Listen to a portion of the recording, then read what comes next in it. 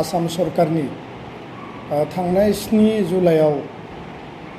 Decision जानाय जि cabinet डिसिसनमोन गरखाजों लोगोसे मरान मटक सुतिया टायाहम बिटिआरनि मोनब्रै जिल्ला आरो सदिया बेल्ट्सआव बे मोनबा कमिउनिटिनो प्रोटेक्टेड क्लासनि जि मर्यादा बे मर्यादाखौ होनायनि सायाव दुलाराय बर' फरायसा आफादनिफ्राय मोननैसो रायजो राजानो आरो बर' हारिनि साफ्रोमबो व्यक्तिनो फोरमायनांगौ जि बाथ्रा बेखौ दिनै जोङो बुंनो नागिरदों। गिबि बाथ्राया जाहैबाय जे थांनाय 7 जुलाइआव जि केबिनेट डिसिसन फैबाय बे केबिनेट डिसिसन फैनायनि उनाव आरो बिनि सिगाङाव आसामनि WPTBC मन्त्रि डक्टर रनज पेगु बिथाङा मोनसे गुगोल मिटनि गेजेरजों tribal organisation of Assam tribal संघ आरो ट्राइबेलफोरनि गासै 19टा संगठनजों बिथाङा गुगोल मिटआव डिसकास खालामदोंमोन आरो बे डिसकास खालामनायाव बे बाथ्राफोरखौ प्रोटेक्टेड क्लासनि मर्यादा होनाय बाथ्राखौ बिथाङा आसाम सरकारा बेखौ लाबोनो हागौ बे बाथ्राखौ फोरमायदोंमोन आरो बिनि उनाव दुलाराय बर' फरायसा आफादा जोंनि बिटिआरनि मोनब्रै जिल्लाजों लोगोसे गुबुन गुबुनाव जोङो गोबां जोंनि मेलेमजिबि जोंनि सानसुमै सान्थौगिरि बिथांमोननिफ्राय जोङो कनसालटेसन अपिनियन जोङो लादों आरो बिनि उनाव आसाम सरकारा बेखौ गोख्रैनो लाबोनानै होफैबाय आरो जों मिथिनायाव बे जि डिसिसन बे डिसिसना खोब गोख्रै फैनो गोनां गैयामोन नाथाय मा सार्थनि थाखाय आसाम सरकारा लाबोदों जों बुजिना मोनाखै। दा गुबै बाथ्राया जाबाय मा जे गरखाफोरा 1947आव माने आथिखालाव बेखौ गरखा होननानै बुंदों किन्तु 1947आव बेखौ नेपालि ग्रेजियार्स आरो काल्टिभेटर हिसाबै बिथांमोननो प्रोटेक्टेड क्लासनि मर्यादाखौ ट्राइबेल बेलेन्स ब्लकआव होनाय जादों आरो बिनि उनाव 1969 मायथाइयाव बे मर्यादाखौ उइद्र' खालामनानै होदों बोखांनानै होदों। फिन 1996 मायथाइयाव हितेश्वर शइकियानि सरकारनि समाव बे जि नेपालि ग्रेजियार्स आरो काल्टिभेटर ट्राइबेल बेलेन्स ब्लकआव प्रोटेक्टेड क्लासनि मर्यादाखौ रिइनस्टेट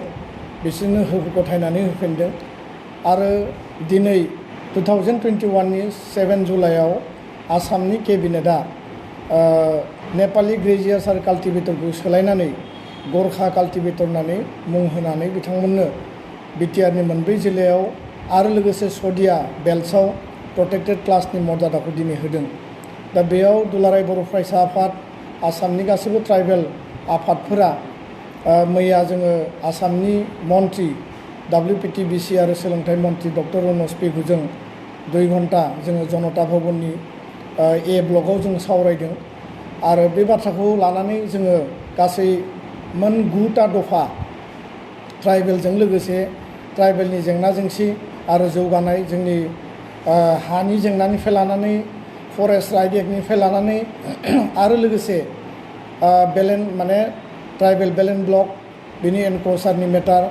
आरो बेकलग भेकेन्सि जि फिलआप खालामनांगौ बे मेटारखौ लानानै मैया जोङो 2 घन्टा सावरायदों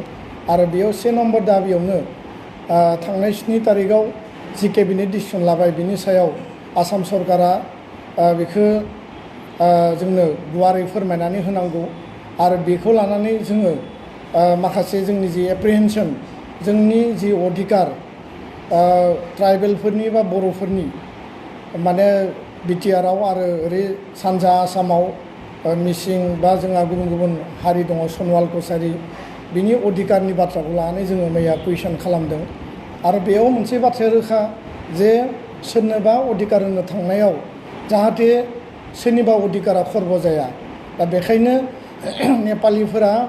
नेपालि ग्रेजियार्स आरो काल्टिभेटर हिसाबै ट्राइबेल बेलेन्स ब्लकआव प्रोटेक्टेड क्लास खामोन। दिनै बे नेपालि ग्रेजियार्स आरो काल्टिभेटराव माने मोनसे फिसा सेक्सननिल' माखासे सुबुं सानखो सुबुं अनजिमाया फैयो एज ए होल हिसाबै फैयो होननानै जोङो बेखौ साना आरो बेखायनो दिनै बेखौ गरखा बानायनाय लोगो लोगो बिनि मर्यादाया मा जागोन बिनि प्रटेक्शननि जि माने सिमा बियो बेसेबांसिन बारायगोन बे बाथ्राफोरखौ जों लानानै सावरायदों। नंगौ बिटिआर गरखा समाज, अल आसाम गरखा स्टुडेन्ट इउनियन बा नोङो गरखा सन्मिलननि बिथांमोना गोलाव समनिफ्राय दाबि होबोदों जे जोङो नेपालि नङा, जों गरखा हिसाबै जोङो थांना थानो लुबैयो आरो गरखा हिसाबैनो गावसिनि संगठनफोरखौ बिथांमोना दानानै लादों। नाथाय दिनै बिटिआरनि मोनब्रै जिल्लायाव बिथांमोना जि दाबिखौ लानानै सरकारनिसिम बिटिआर सरकार बा आसाम सरकारनियाव सिगांनिफ्रायनो दाबि लाखिबोदों, दिनै आसामनि केबिनेटआ डिसिसन होनायनि उनाव बिनि बेबस्थाया माबायदि जागोन। खारन बिटिआरआ 6 सिडुल एरिया 2003 सनाव 6 सिडुल जादों आरो बिनि उनाव बेयाव ट्राइबेल बेलेन्स ब्लकआ दिनैबो बाहाल दङ आरो नन ट्राइबेल बेलेन्स ब्लकबो दङ। दिनै बर'फोरा बिटिआर ओनसोलनि बादैबो सारा आसामाव रायजो जानानै दङ आरो बिटिआरआव माखासे बर'फ्रा बेलेन्स ब्लकआव थायो, माखासे बर'फ्रा बेलेन्स ब्लकनि बाहेरायावबो दङ। दा बेलेन्स ब्लकआव थानाय बेलेन्स ब्लकनि बाहेरा गासैनिबो प्रटेक्शननि मेटारखौ जोङो रायलायबाय थानाय जादों, सरकारखौ जों दाबि होनाय जादों आरो बे 6 सिडुल एरेन्जमेन्टनि गेजेरजों बेयो प्रटेक्शनखौ मोनगोन। दा दिनै बर' आरो गुबुन गुबुन ट्राइबेलफोरा ट्राइबेल हिसाबै प्रटेक्शन बा बिनि सेफगार्डखौ दिनै मोनगासिनो दङ। खिन्थु जायफोर नन ट्राइबेल गुबुन जायफोर हारिफोर दङ दिनै बिसोरो 6 सिडुलाव बा बेलेन्स ब्लकआव जुदि प्रटेक्टेड क्लासखौ जुदि बांहोयोब्ला बिनि प्रटेक्शननि बेबस्थाया माबायदि जागोन आरो बेखौ माबायदिहै सरकारा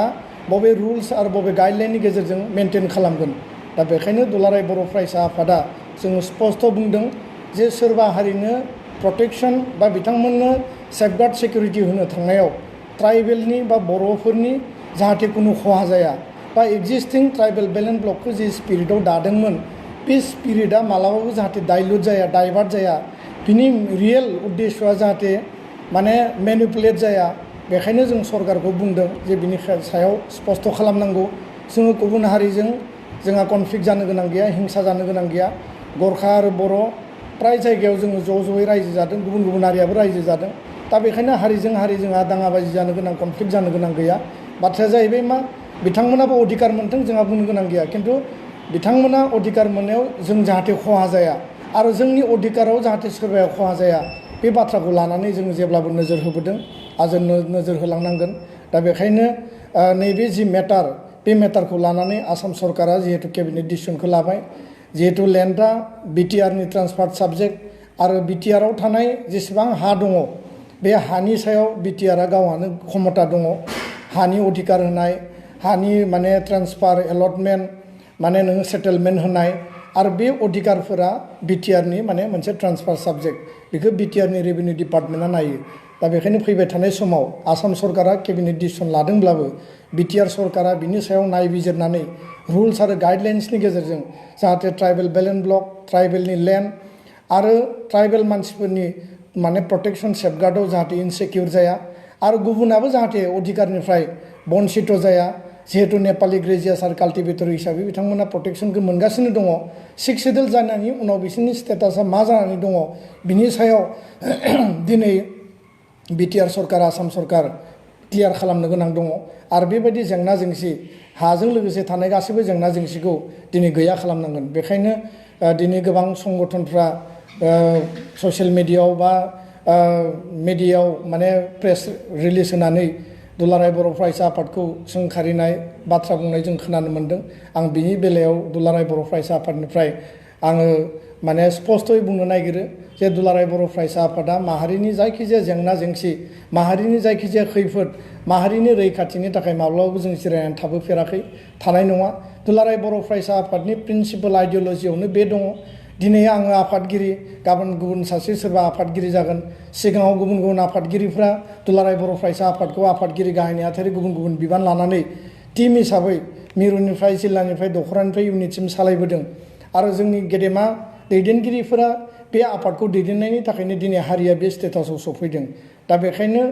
एबसुआ खुनु कारनाव खुनु हारियाव खहा जानाय मेटारफोरखौ जों मालाबाबो कमप्रमाइज खालामा आरो जों ओरैबायदिबो लुबैया जे गुबुना माने जोंजों डमिनेट खालामजाथों। गुबुनखौ जोङो माने बिथांमोनखौ जोङो डमिनेट खालामनानै बिथांमोननि खहा खालामनानै जों थांना थानो लुबैया। खारन बड'फाया बुंलांदों लिभ एन्ड लेट लिभ, थां आरो थांनानै थानो हो। दा बेखायनो जायफोर संगठनफ्रा दिनै बे बाथ्राफोरखौ बुंदों, दिनै जों आन्दलन खालामनो हायो, सरकारनि उल्था जोङो बुंनो हायो। नाथाय बे आन्दलन खालामनाय सरकारनि उल्था बुंनायानो मोनसेल' लामा जानो हाया आरो जिहेतु सरकारा जोंखौ रायलायनो लिंदों सरकारनियाव जोङो बे डिसिसना फैनायनि उनाव जों दाबि दैखांदों आरो सरकारनो जों राइट प्लेटफर्माव राइट मेटारखौ जोङो प्लेस खालामदों जाहाथे बिनि क्लियार काट मोनसे सलुसन ओंखारो आरो बे डिसिसननि उनाव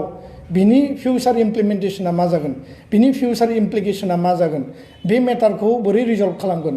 आरो लेन्ड साबजेक्टआ जिहेतु बिटिआरआव एन्ट्रान्स जानानै दङ बिटिआरआनो बिनि सायाव माने गासैबो लेभेलनि बेबस्थाखौ बिथांमोना दिनै लानो हायो दा बेखायनो आङो साफ्रोमबो जोंनि बर' आइ आफा रायजो राजा नोंथांमोनखौ आङो बुंनो नागिरदों जे बिनि सायाव बयबो स्टाडि खालाम दिनै सारा आसामनि जे लेन्ड इस्यु बे बिराद बेसेबांबा गिदिर इस्यु कारन हरिशंकर ब्रह्म कमिटि बानायदोंमोन इन्डिजिनियास मानसिनि लेन्ड प्रटेक्शन ट्राइबेलनि लेन्ड प्रटेक्शननि थाखाय नाथाय बे कमिटियानो मोननै जानानै मोननै रिकमेन्डेसन मोननै प्रतिवेदन जादों आरो दिनै आसामाव इन्डिजिनियास मानसिनि लेन्ड प्रटेक्शननि थाखाय मोनसे केबिनेट साब कमिटि बानायनानै होदों आरो बे साब कमिटियाव दिनै इउजि ब्रह्म बिथां दिनै जगेन महन बिथां आरो दिनै डक्टर रनज पेगु साथाम मानसिनि दायित्व होदों बिथांमोना ट्राइबेलजों लोगोसे इन्डिजिनियास आसामनि खिलन्जिया जिखिनि गुबै थागिबि दङ बे मानसिफोरनि लेन्ड प्रटेक्शननि थाखाय दिनै बिथांमोना स्टाडि खालामबाय थादों आरो बिनि उनाव जों सानो जे ट्राइबेलनि जिखिनि माने लेन्ड एनक्रोच जादों दिनै जोंनि हाखौ बेलेन्ड ब्लकखौ सोरबाया दखल खालामदों बे आइनि भाबै जोंनि हाया दिनै माने सानफा एफा कब्जा जानो थांगासिनो दं बेफोरनि सायाव जोङो मोनसे रोखा डिसिसन मोनगोन बिनि अनगायैबो आसाम सरकारा गोदानै मैयानि सावरायनायाव मोनसे जोंनो डिसिसन होदों आरो बियो माने थाबैनो मावफुंगोन होननानै बुंदों जे सारा आसामाव थानाय हाफोरखौ सार्भे खालामनायनि उनाव जेराव जेराव ट्राइबेल मानसिफ्रा रायजो जानाय दङ गामि मोनसे रायजो जानानै दङ 10 खान गामि दङ 100 खान रेभिनिउ भिलेज दङ जे एरियाया बेलेन्ड ब्लकनि अधीनाव फैयाखै बेलेन्ड ब्लकनि सिङाव फैयाखै बेलेन्ड ब्लकनि बाहेराव दङ आरो बेयो 7.1 बिटिआर सुक्तिनि माने दफायावबो दङ बै हाफोरखौ दिनै बेलेन्ड ब्लकनिफ्राय माने बाहेराव थानाय हाफोरखौ बेलेन्ड ब्लकनि सिङाव सोसननानै बे बबेबा गिदिर एरियाखौ माने बबेखौबा बेल्ट बबेखौबा ब्लक फिसा गिदिर एरियाफोरखौ बबेखौ ब्लक खालामजायो बबेखौ बेल्ट खालामजायो बिनि थाखायबो माने मोनसे गामि थाबाबो बेखौ बेलेन्ड ब्लकआव प्रटेक्शन खालामनायनि बाथ्राखौ दिनै सिन्था खालामदों सिगाङाव जेरै लाइन सिस्टेम दंमोन इमाजिनेरि लाइन दंमोन नाथाय एक्सुवेल जोङो ट्रेस मेपआव नायो आसामनि मेपआव नायो बे लाइन सिस्टेम बबे हाया बेलेन्ड ब्लक बबे एरियानिफ्राय सिमा बिनि खुनु दाबो मेप गैया बे मोनसे माने कल्पना खालामनानै उमुक एरियाया ट्राइबेल बेलेन्ड ब्लक बे ओनसोलाव ट्राइबेल मानसिफोर थायो बेबायदिनो प्रटेक्शननि बाथ्राखौ बुंनाय जादोंमोन दा बेखायनो नैबे जे जोंहा गोदानै दानो गोनां जे बेलेन्ड ब्लक दङ बे बेलेन्ड ब्लकआवबो जोङो माने जोंनि गामिफोरखौ सोसननांगोन गुबुन फारसेथिं आसाम सरकारा बुंदों जे जोंनि जि थाखानाय 45टा जि ट्राइबेल बेलेन्ड ब्लक दङ माखासे दिनै बेखौ डिनटिफाइ खालामबाय डिरिजार्भ खालामबाय जिखिनि ट्राइबेल बेलेन्ड ब्लक दङ एक्जिस्टिं बेयाव माखासे इन्डिजिनियास मानसिफोरखौ प्रटेक्टेड क्लासखौ आरो बांहोनायनि बाथ्राखौ दिनै आसाम सरकारा बुंदों जेरै सदियाव मरान मटक टायाहम सुटिया बिथांमोनखौ बांहोबाय गरखाखौ बांहोबाय जोंनि ओनसोलाव बांहोबाय दा बेखायनो बेबायदि मोनसे बिथांमोना आरोबाव बारायनायनि खोथाखौ बुंदों बेजों जोंहा बेसेबां खहा जागोन बेजों जोङो जोंनि माने हाया बेसेबां खति जागोन बे बाथ्राफोरखौ लानानै जोंहा गिखांनाय दङ जोंहा एप्रिहेन्सन दङ आरो बे मेटारखौ जों सरकारनो मैया जों प्लेस खालामदों दा बेखायनो हाजों रिलेटेड गासैबो जिखिनि मेटार दङ आसाम सरकारा जिखिनि इनिसियेटिभ लादों माखासे इनिसियेटिभा जोंनि इन्टारेस्टआव जोंहा बेजों मुलाम्फा जागोन जोंहा सेफगार्ड प्रटेक्शन मोनगोन नाथाय गुबुन माखासे हारिफोरनो जेब्ला बिथांमोना प्रटेक्शननि बाथ्राखौ सानगोन बिथांमोननि सेफगार्डनि बाथ्राखौ सानगोन बेजों जोंहा खहा जागोन नामा बिनि सायाव जोंनि सानसुमै गेदेमा मेलेमजिबि दल संगठनफ्राबो सिन्था खालामनांगौ बाथ्रा गोनां दङ आरो बिथांमोनाबो खोथा बुंनो गोनां दङ सनितपुर बिश्वनाथआव दाबो पन्सायती राज हाबाखै 535 भिलेजआ आउटसाइड पन्सायत बे बाथ्राखौ जोङो पन्सायतआव सोनो थाखाय जों दाबि होदों जेराव नों रायजोपाला नटिफाइ खालामबाय नाथाय दिनैबो पन्सायत एन्ड रुरेल डेभेलपमेन्ट डिपार्टमेन्टआ बेखौ पन्सायती राजनि अधीनाव समस्ति बानायाखै पन्सायतआव भट होनो मोना जायनि थाखाय बिसोर कारेन्ट मोना दै मोना आइवाइ न' मोना MGNरेगानि स्किम मोना जब कार्ड गैया बिसोर PRC मोना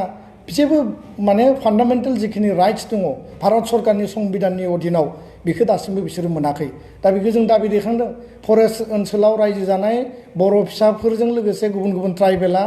फरेस्ट राइट एक्टनि गेजेरजों माने हानि पट्टा मोननांगौ हानि अधिकार मोननांगौ दिनै बे पेन्डिं जानानै दङ आरो थांनाय एकर्ड इमप्लिमेन्टेसननि चिफ मिनिस्टारनि चेयारमेनशिपआव जानाय थांनाय मास मोनसेनि सिगां जानाय बे मिटिङाव फरेस्ट राइट एक्टनि गेजेरजों आसामाव जेसेबां ट्राइबेला हा मोननांगौ बेखौ गासिखौबो होजोबनांगौ होननानै इन्सट्राक्सन होनाय जादों फरेस्ट डिपार्टमेन्ट रेभिनिउ डिपार्टमेन्ट आरो WPTBCखौ आरो मैयानि मिटिङावबो बे सेम बाथ्राखौनो प्लेस खालामदों आरो बेखौ लानानै डक्टर रनज पेगु बिथाङा सानै मन्थ्रि UG ब्रह्म आरो रनज पेगु सानैजों लोगो नांनानै फरेस्ट डिपार्टमेन्ट आरो WPTBC ज' लोगो नांनानै इमिडियेट बिनि सायाव सलुसन नागिरनानै बा इमप्लिमेन्टेसन खालामनायनि थाखाय भारत सरकारा जिहेतु रिसेन्टलि लेटार हरदों जे जेराव जेराव इमप्लिमेन्ट जायाखै 100% इमप्लिमेन्ट खालामनांगौ होननानै दा बे मेटारखौबो जों मैया रायलायदों आरो मन्थ्रि बिथाङा जोंनो प्रतिश्रुति होदों जे गोख्रैनो बिनि सायाव रायलायनानै डिसिसनखौ लागोन दा बेखायनो आं खावलायो जे फरेस्ट राइट एक्टनि अधीनाव ट्राइबेलफोराल' बिनि अधिकार दङ गुबुना गैया जायफोर गुबुनारिया हाबनानै दङ बिथांमोना बेयाव अधिकार मोननो हानायनि सम्भाबना गैया बा मोननाय नङा खारन आइना थिना बा संबिधाना थिना गुबुन फारसेथिं बेलेन ब्लकआव बर'फोरा दिनै प्रटेक्सन मोनो आनडिभाइडेड गवालपारायाव दिनै मकस राजबंसिया प्रटेक्सन मोनदों सावताल बा XT गार्डेन जायफोर आदिबासि होनना बुङो बिथांमोना दिनै प्रटेक्टेड क्लास नेपालि ग्रेजियार्स एन्ड काल्टिभेटरा प्रटेक्टेड क्लास दा बेखायनो जोंनि बेलेन ब्लकआवबो जिहेतु माखासे हारिफ्रा प्रटेक्टेड क्लास बेखौ बिथांमोना इन्टारटेन खालामनो हायो एन्जय खालामनो हायो दा दिनै गरखा खालामनायनि उनाव बिनि इमप्लिकेसन बिनि इमप्लिमेन्टेसन बिनि बेबस्थाया बोरै जागोन बे मेटारखौ लानानै जोङो डिसकास खालामदों दा बिथांमोना बुंदों जे जोङो मुंखौल' सोलायदों बेयाव माने खुनु बेबायदि माने एडिसनेल साबजेक्ट बा एडिसनेल माने बाथ्रा गैया नटिफिकेसना जेब्ला ओंखारगोन जों बिनि सायाव स्पष्टयै मिथिगोन आरो बेखायनो साफ्रोमखौबो सांग्रां जानानै धैर्य हमनानै नटिफिकेसनखौ नेनांगौ आरो जुदि जोङो प्रयोजन जायो बिनि सायाव जों फार्दार स्टेप लागोन आरो दुलाराय बर' फरायसा आफादा माब्लाबा जिरायनानै थानायाव गैया आरो जों रावनिबो संगठननि सोरनिबा बुंनायनि डिक्टेसनाव जों खामानि मावा जों गासैबो बाथ्राखौ बुजिनानै गासैबो बाथ्राखौ जोङो मिथिनानै सावरायनानै कनसालटेसन खालामनानै जोंनि आगुनि दैदेनगिरि जोंनि वेल विजार बिथांमोनजों सावरायनानै जों गासैबो इनिसियेटिभखौ लायो दुलाराय बर' फरायसा आफादा जोंनि स्टेन्डआव जों क्लियार आरो जिखिनि दायो स्टेप लादों बे जिहेतु सरकारा लादों दा बेनि सरकारा जिहेतु लादों आसाम सरकार BTR सरकार जि दङ बाखि मेटारा सरकारा बिनि सायाव क्लेरिफिकेसनखौ होगोन आरो बेखौ सरकारा मिथिगोन दा बेखायनो आङो बे दिनै जि माने बे थासारियाव आं बेखिनि बाथ्राखौ स्पष्टयै साफ्रोमनोबो फोरमायबाय गोजोन्थों